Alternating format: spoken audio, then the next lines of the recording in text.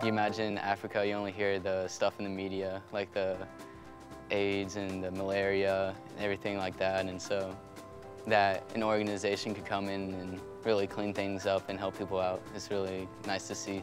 We were driving on these roads that weren't even paved, and how you could be driving at one person 1 second and then they'd move out of the way the next. I never knew how to build with bricks. That was pretty interesting. Mud bricks, for that matter. Oh, the food. The food was incredible. I mean, I thought the food would be kind of nasty, but it was awesome food. It was all organic. Africa is probably one of the safest places I've been. I felt safe with the people there. The people were really welcoming and loving and open. The Ugandan people have a way of talking to you and loving you and making you feel like you've been their best friend for years. They really understand relationship, and I feel like they really model what Jesus intended for relationships to look like. They all had a story behind them, a reason why they were there. It wasn't just, oh, hey, here's an organization I want to help out with. They all had a reason that they were there because God put them there. They were really patient with us, even though like it was a bunch of our first times building. So they were just really caring and took all the time to like show us how to build correctly. Knowing that the kids, like, they love you so much coming into it, and they treat you like you're a stranger coming into their lives, and you just walk in and you feel like family, and that was just the biggest surprise for me. Hanging out with the kids of Watoto and seeing them so happy, you know, living with 6, 7 other brothers and sisters and a mom, just having a good time, Kid City and all that stuff. Seeing all the energy that they have, it's pretty awesome.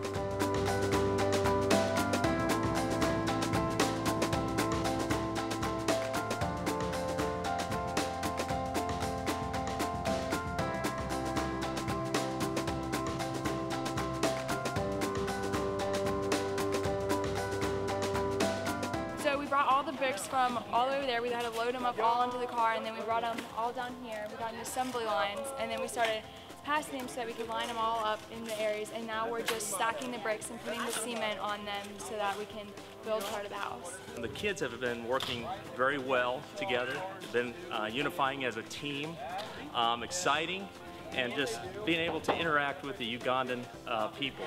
But we just feel like God's really working through us, and we prayed about being just spiritually and physically good for the trip, and He's given us that prayer. He's answered it. Pretty cool to be a part of this, and it's great to be a part of such a hard-working team. The place where you are right now was actually a war zone, major war zone. And even when they were excavating right around one of the other buildings, the classrooms, they found skeletons and skulls in that place because the Kony rebels really killed people, would put them like on trees, and they would kill them right there. And so this place was a dangerous place. But the mere fact that you are here shows that, you know what, it's safe. And you came through very safely, and you did what needed to be done. A couple of months, there will be children seated in here, and they'll be studying.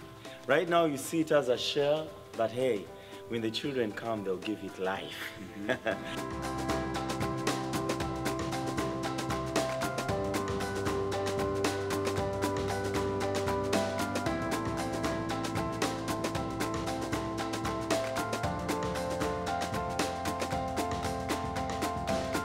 Students, I loved watching them serve.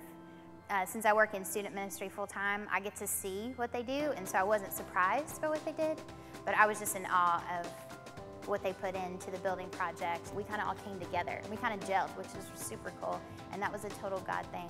And then when we came together at night just to share our hearts, because we're all from different backgrounds and different places, but we all came together to say, here's what God did today, which was amazing. And then we got to do You Go cards and encourage each other that way and laugh about it. I think that my biggest highlight was definitely working with the kids and being able to hang out with them and see that how our building would affect them in the future and all the babies and stuff that were going to be living there. Getting to see them come together as a group and over again in their own unique way, getting to hear them say something like, well, the next time I'm here, or when I come back, or when we come back. So really seeing their eyes open to what's going on the other side of the world was a highlight for me.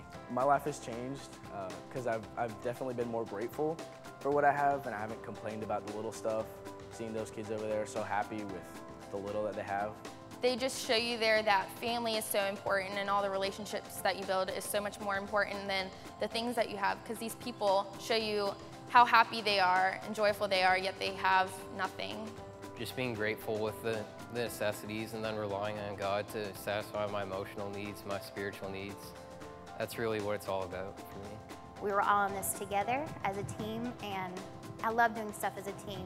That's the body of Christ, is us growing together. I praise him just for giving me the opportunity to go be over there, experience the different culture, and help build a preschool that not only will help the kids now, but many, many years down the road. I think I'm going to be very sad to leave, because this is a beautiful, beautiful country, and these are beautiful, beautiful people. If you asked me tomorrow, I'd go back. Oh yeah, I would, definitely. As soon as I got off the plane, I told my parents we were moving there, and they kind of looked at me like, oh, no, we're not. For sure, 100% check. Oh, 100%. That's not even a question. I can't wait to go back. Isn't that a great video? Great team that we were able to send to Uganda. And you may recognize this guy sitting beside me. This is Doug Stride. Doug was here just a few months ago. You probably remember him being up here. And Doug, it's funny, you've been working for Watoto in Uganda for 7.5 years. But today, as you sit here in a different role. Now, starting last Monday, you are now an official staff person here at Hope Community Church. You've made that transition from Uganda to here.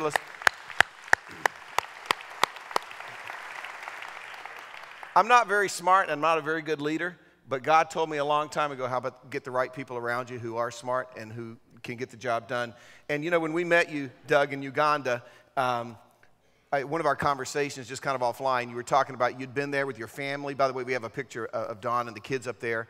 They were very young when you went, and you thought God may be bringing your time, that season in Uganda, to a close. And we just talked a while, and I said, hey, if anything ever is in concrete and you definitely are looking for a place to go, give me a call. Let's talk about it. Let's see what's available, what's going on at Hope.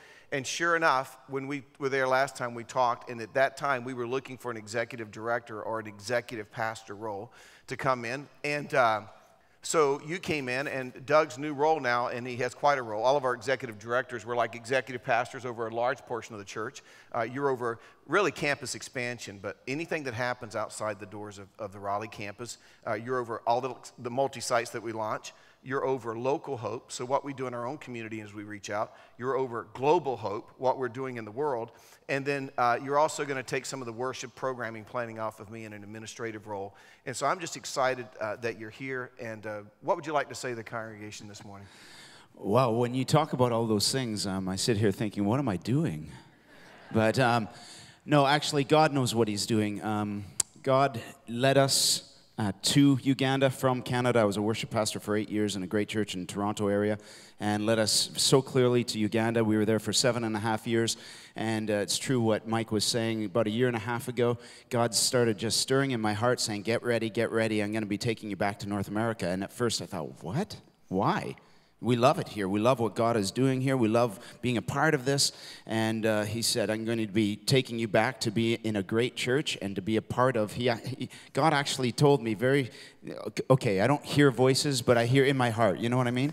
And he said very specifically, you're going to be a part of 3 things in a church. And those 3 things were on the leadership team, helping oversee in the area of worship of the church, which is one of my heart and passion, and also missions and expansion and outreach. And when Mike came to me and said these 3 things, I went, God, you couldn't be any more clear. And it would not have been possible for us to leave Uganda because of the amazing things God is doing there if he hadn't have led us to a like-hearted church.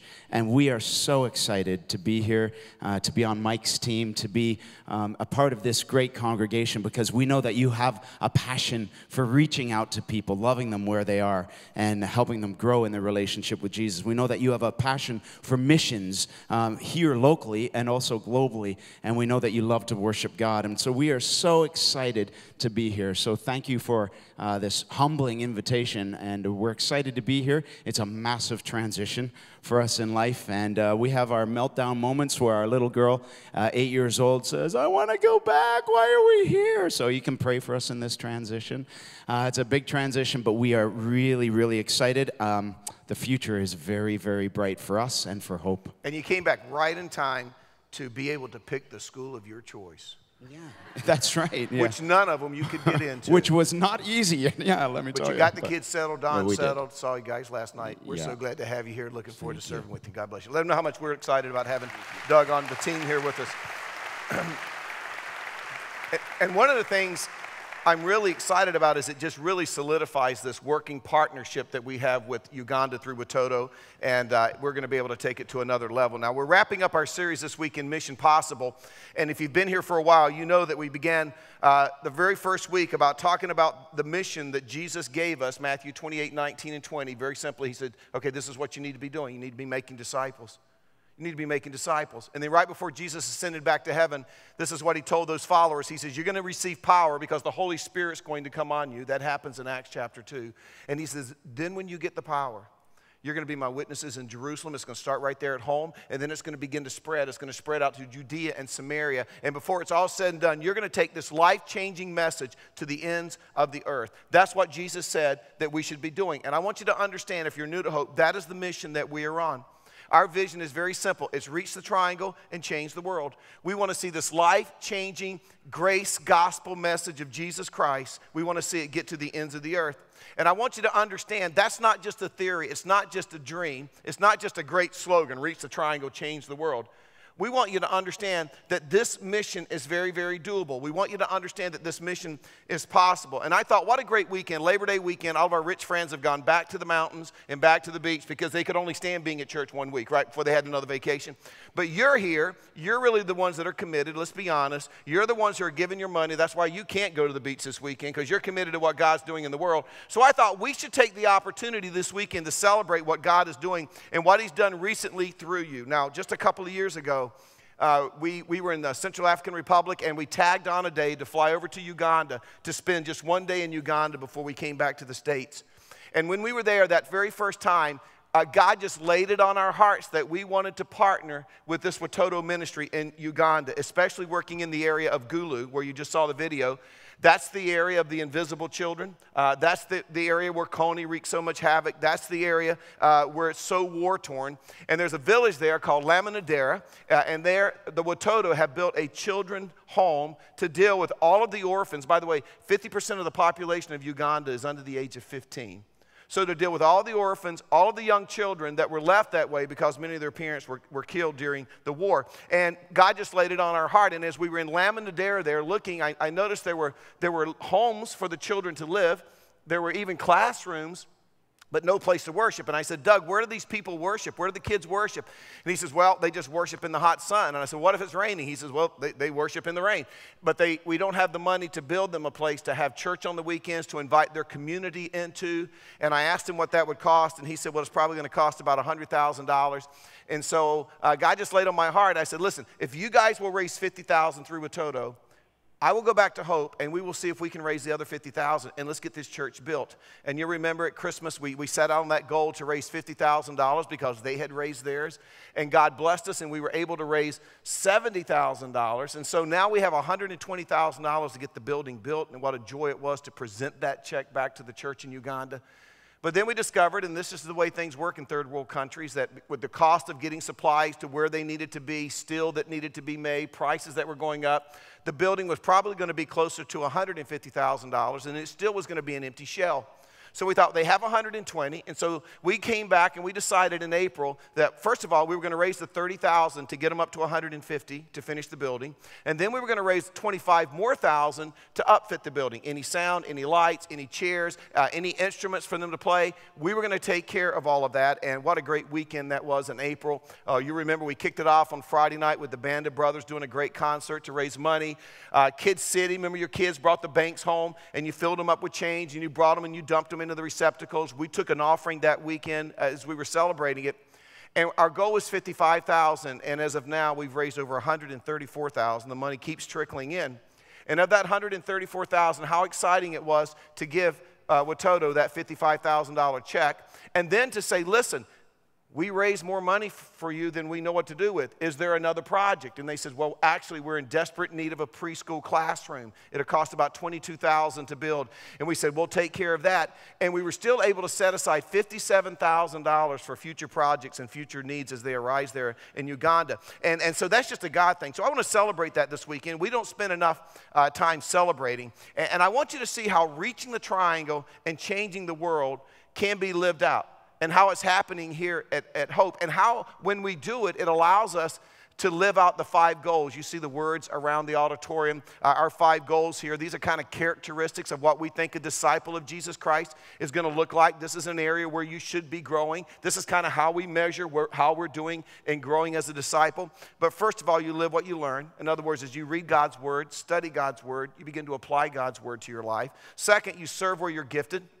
Third, you give from your resources. Fourth, you connect with others in the body of Christ. And then fifth, you share your story. And so on July 12th, we sent out a team of 24. The youngest was 14. It went up to a few adults who were the sponsors. Many of them were college kids. And they set out, and they were able to live out these goals, to live out these characteristics. But I want to say none of this would have been possible if at first you weren't moved and you didn't give of your resources. I want you to watch this video. You know what, I had the opportunity, Doug, to see how it was coming together when we came over to your lovely church. And seeing people coming and putting the money in those banks, and children would come with the dad, and then they'll pour everything in there, and I'm like, oh God, God bless these people. Bless these people so much, and I really want to thank you, and also thank your lovely church, especially your good pastor, for allowing you to come and just allowing to be a part of this ministry. May God bless you.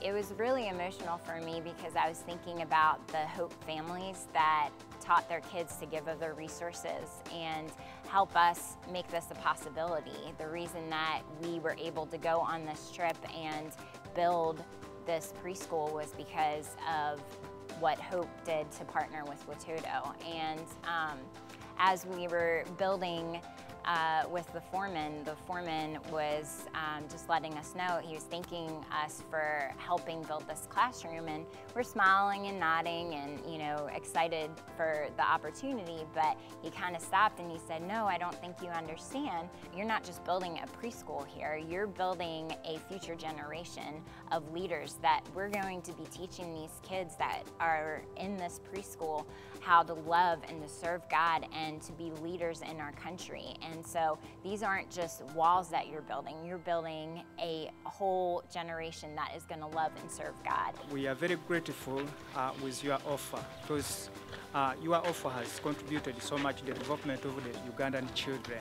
Right now we are here constructing one of the classes of the nursery school, and then very soon we will be going to the church, of which you have contributed the money, and we have received that money, and the church, the construction of the church is going on. So we thank you very much. May the Lord bless the pockets from where you are getting all this to sustain the African child, and especially the children of Gulu. Thank you. Yeah, we've had a really, really good time, and these are really, really good, funny people who love the Lord. Yeah, They're making a difference in my country. I'm really, really proud of them. Thank you guys for sending them. Thank you guys for being a blessing to my country. May God bless you. You haven't just built a classroom for nursery school students. It actually has eternal value. You are building people. You're not building a classroom. You're building people, and these are very little people. And this is at the very start of their educational journey. Those 2, 3, 4-year-olds are going to grow up, some of them to be presidents, some of them to be doctors, lawyers, great businessmen, great mums and dads, and great leaders, because that's the vision of Watoto Childcare, is to raise the next generation of Ugandan leaders. By providing money to build this, by coming to be a part of building this, by providing jobs for our local people, you are building leaders, and it's eternal. What you're a part of has eternal value. So I hope that you're able to see you're going home with not just a sense of bricks and mortar, but you're going home with a sense of, wow, God, you've allowed me to be a part of something eternal.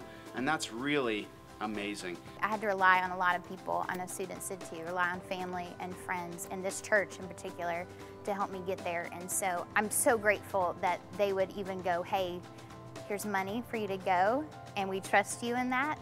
And I love the fact, though, that they're partners with us. So yes, I get to be the hands and feet, but they got to be back here saying, we're praying for you and we're lifting you up. I just want to thank you guys so much, and thank you leadership, thank Pastor Mike and the team for allowing this great team to come, and for all of the money that your church has raised. Great things are happening in Hope, great things are happening in Watoto, and we serve the same God, and He has allowed us to partner together. So isn't that cool? Yeah. So thank you guys for the investment. It has been worth it. It has been for eternal value. And so thank you. God bless you richly.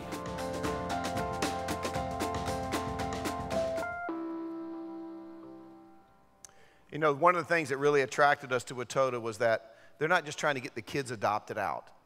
They're trying to raise these kids. They want to keep them in Uganda because they see this as the next generation of leaders, and raising them with Christian character and integrity to change that country from the inside out. And it's so impressive when you go there and see how that's happening.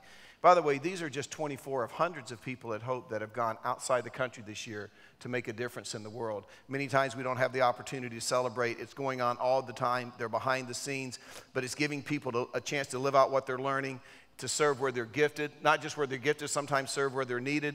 Certainly gives them a chance to connect with others. Every one of this young team that came back would say they have built relationships that they're just never going to die because of the impact of doing something like this together, and even to share their story. And Kira, you got to go on the trip. It's so good to have you with us. And Kira, I've known you since you were about 5 or 6 years old. This is Carl's daughter, and she's now a senior at Carolina. She couldn't get into Duke, so she's doing the best she can at Carolina. But I still love her because they need Jesus over there too, and I'm sure that's why God put her there. But Kira, you just went on this trip, and give me an example of where you got to, because of the resources that were given, where you got to serve where you're gifted. Yeah, so one of the things that we got to do when we were over in the Gulu district was to perform Kid City Live for the village, which was awesome. And in that instance, I got to sing, and we did some dancing and skits and stuff. So it was really cool to be able to use my gifts in a more tangible way for me to be able to share some of the things we do here at Hope with the children in Gulu. So. How about a chance to serve where you're needed? Yeah, well, like the video demonstrated, we built that building, and I'm not necessarily the most manual labor kind of gal, but I tried my best, and it was hard work, but it was really fun. So I think that was a cool way for me personally to experience serving where I'm not necessarily gifted, but where I'm needed, and how I can still serve God through that. And then you came home, and months ago, or weeks ago, probably months ago, when we started talking about this series, I talked to your dad about a song to wrap up the series. And so when you came home from Uganda, he invited you to help him write the song that you're getting ready to sing. And I just got to ask you, because I've worked with him for so long, what was that like? I mean, he's a diva, so, you know, there's butting of heads there. That's a good word, diva. No, but yeah, it was awesome. He just kind of called me down one day and said, you know, I've been starting on this song, and would you be interested in kind of co-writing the lyrics and steering the message of it? So I said, of course, yeah. So it kind of just grew out of the experiences we had in Uganda, the building of the building, Kid City Live, and yeah, that's where it came from. Well, we're excited to hear the song. Sing it for us. 2, 3, 4.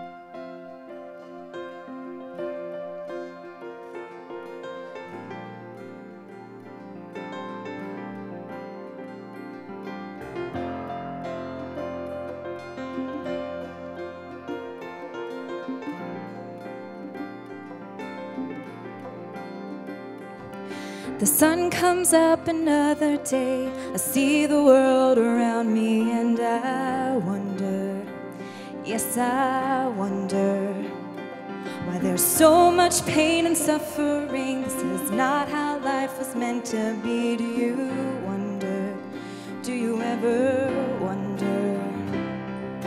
I only have two hands, what good can they do? I only have one heart, will you open your heart too? And then together we can change the world. When we move outside these walls, we can change the darkness into light. And together when we cast our fears aside and listen to God's call, with love in our hearts, we can change the world. I know God is good and God is great. The dust is settled, foundations laid, and I wonder, still I wonder, if we can make this world a better place with a message built on love and grace. And I wonder, still I wonder.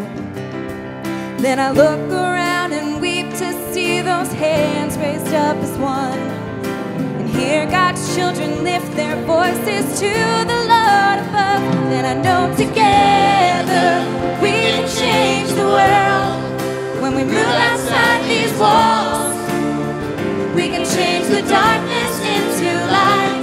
And together when we cast our fears aside, listen to God's call, with love in our hearts, we can change the world. When times are tough and it seems they're getting tougher, then it's time to reach your hands out to another in love, in love.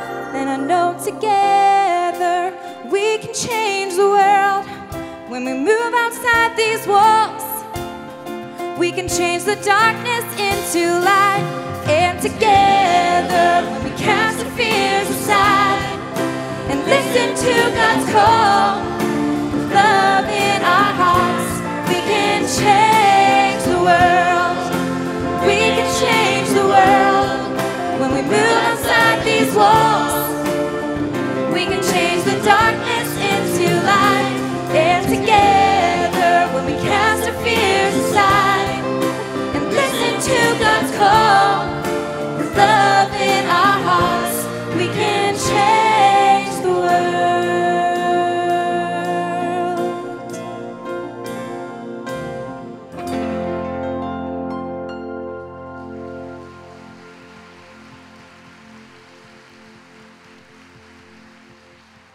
Our family really hasn't been that church oriented. Like, it's not a every Sunday wake up, go to church. It's kind of do your own thing on Sunday. But I've been looking for a way to kind of get my way back into church, and it just seemed like a good idea. I could go 10 days in Uganda, help out others, like stuff you only hear about. When I went to Africa, I didn't think that I was gonna find Christ. It's just, you know, surprises come up at any times and you don't know what's gonna happen. So there's a lot of things that could happen for the good or for the worse, but you don't know until you try.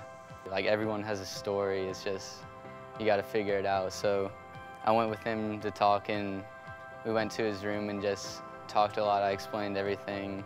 Dean just helped me that night kind of sum up what I've been through in my life and find the ways to describe that. And it wasn't in the plan to accept Jesus Christ that night. I was just first planning on talking to him because I didn't know how I could have a story, and it was something inside me just spoke out and made me accept Christ. And so I don't think like I'm done just because I found Christ, that means I'm done.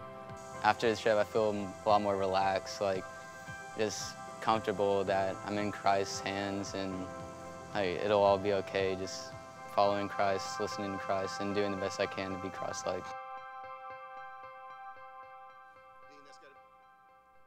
So, sorry about that. That's got to be so cool. I mean, you're one of the first people that I ever reached out to who came to Hope. So you've been here about 18 years now. and never been on a mission trip, and you go on this mission trip, how cool is it to be in the place where CJ's been in that process of becoming a follower of Jesus Christ, and you were there at the right time and God used you on this trip? How cool was that? That was one of the coolest things. I think probably, if anything, that was probably the highlight, to know that I finally was obedient, if you will, to listen to what God was tugging at my heart. And for that very reason, I believe, is why God called me to go to Uganda. It's funny. I think when we go on these trips, we always go thinking that we're going to benefit wherever we're visiting, and yet the reality is it's our lives that are impacted. What was the biggest, let me just say this. You got all these people here. We got thousands of people here listening, spread out over 3 campuses this morning. What would you say to this crowd to encourage them to get out of the country? I'd say go.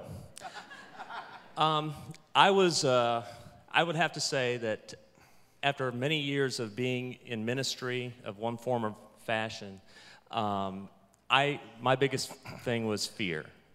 And my wife, Mary Ann, challenged me back at the beginning of the year, what is it going to take to get me out of my comfort zone and into the magic, and the magic being the blessing of Jesus Christ. And so I started the journey to figure that out. And the opportunity came to go to Uganda, and I thought, you know, I see the videos of all these children, and I love children. For any of you that see me in Kid City, I've been there for, good gracious, many years. And I love all those children that come in there. And those children in Uganda are no different. They all need Jesus, and they blessed me to see their life and what they're experiencing there. Well, Dean, I appreciate you being a part of the leadership team. And this is Adam. And why this is so weird is this is my son.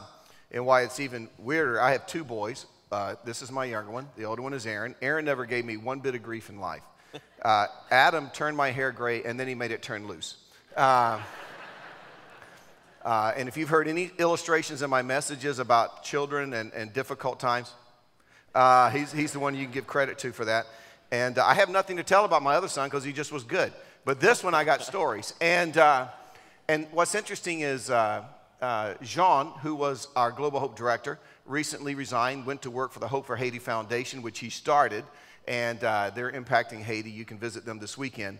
And he had been mentoring Adam and kind of discipling Adam. And so when he stepped out, Adam moved in as our Global Hope Coordinator. And you've already led a trip to Haiti. You just oversaw and led this trip and got everybody prepared for Uganda. But we have opportunities this weekend of other trips that are going to come up. And I know out in the lobby, you'll see the Hope for Haiti table. This is the first organization we ever supported. We sent a team of 5 to Haiti 14 years ago, and that grew into the Hope for Haiti Foundation. They're out there. You're going to want to talk to them. They're doing amazing things through schools, through medical clinics, ICDI, the wells that we've been drilling in Central African Republic, that Jim Hocking, that's ICDI. Tom Peters is out there this weekend. We're getting ready to expand into the Congo, and you can get more information there. But there's some organizations there that you've seen quite a bit. Hope for India has been taking a number, just got back with a big group of teens from India. But Adam, tell us about some of the other opportunities that we have this weekend to discover how to get out of the country. Yeah, for sure. We have some awesome new partnerships that we're working with. One I want to showcase today is there's a big banner out there that says team. There's a couple out there, Steve and Anthea Love, they're from the Roanoke area up in Virginia, and they contacted us within the last couple of months. She's actually a Zimbabwe native, and over the last couple of years, God's been tugging on their hearts to go overseas and do full-time missions. They didn't know if they wanted to go to Europe, and just through different pieces God was putting together in their life, they realized, hey, it's time to go back to Zimbabwe. So they have been, for the last year, preparing and getting equipped to go over there. When I met with them, the one thing they told me they really needed was prayer and partnerships before really finances. Of course, they definitely need money, so if you feel God's leading you to give, please do give to them. But go share with them a little bit where you guys are at. If you have any interest, they're right across there at the counter. Just go meet them and see how you can partner together with them. We have Watoto here, of course. If you guys have been watching the side screens and seeing the videos, that has all been taking place in La Minadera, which is in the Gulu region. It's where Coney stole a lot of the kids for his child army, and they're doing an incredible job of restoration there. When I was talking with Watoto and getting this weekend ready, I thought, how cool would it be for Hope to adopt that village, Leminadera? That's where the building project is. That's where we're building the worship center. And I reached out to them and said, how many more orphans do you guys need sponsorship there? It's only about 300 as of yesterday. I think we tackled at least 50 last night. We have it at our other campuses today. So please, you guys really own up that. It's only $35 a month. You can partner in with another family, just do, half and half on there. But let's take these kids, let's really make that something that Hope has stepped up to the plate and showed Watoto this is a real partnership that we really care about. Please go see them, they're near the door. Praying Pelican Mission. It's Tony Luparello works for them. He's been a longtime member of Hope. We are doing something for the first time this year with Global Hope Weekend.